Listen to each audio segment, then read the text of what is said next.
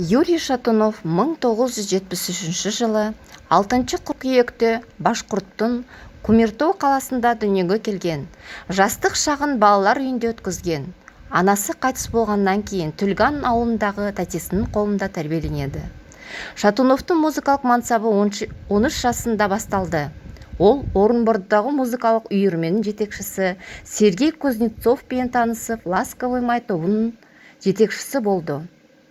Алғашында ұжым Орынбордағы мектеп-интернат пен Орбита мәдени орталығындағы дискотекаларда өнер көрсетті.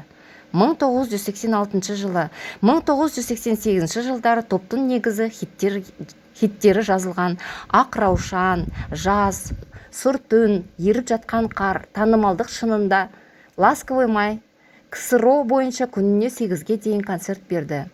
Топ 1991 жылы Шатунов кеткеннен кейін тарады. Келесі жылы музыкант жеке мансабын бастады, бірақ топта оның бұрынғы солисті деп спектакльдерінің алғашқы жылдарындағыдай танымалдыққа жете алмады. Ласковый май тобының құрып, оның құрамына Кузнецов, Шатуновпен бірге Вячеслав Пономарев пен Сергей Серков кіреді. Топ би кештерінде өнер көрсетіп таныла бастайды.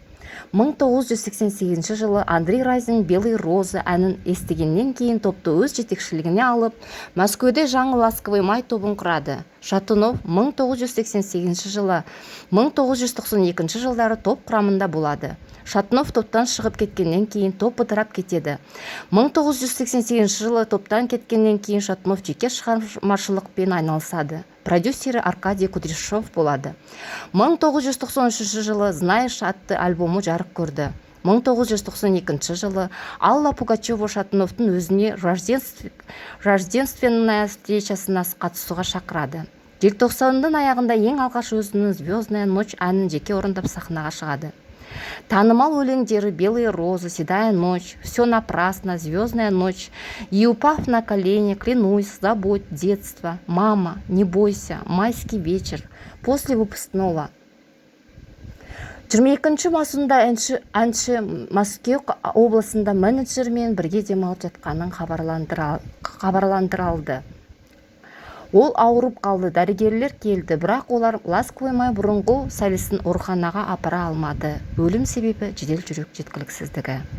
Өте өкінішті. Қамшының сабындай қысқа ғана өмірде сүйікті әншіміз көптеген қыз-келіншектердің жүрегіне жара салып, әлемге танымал болды.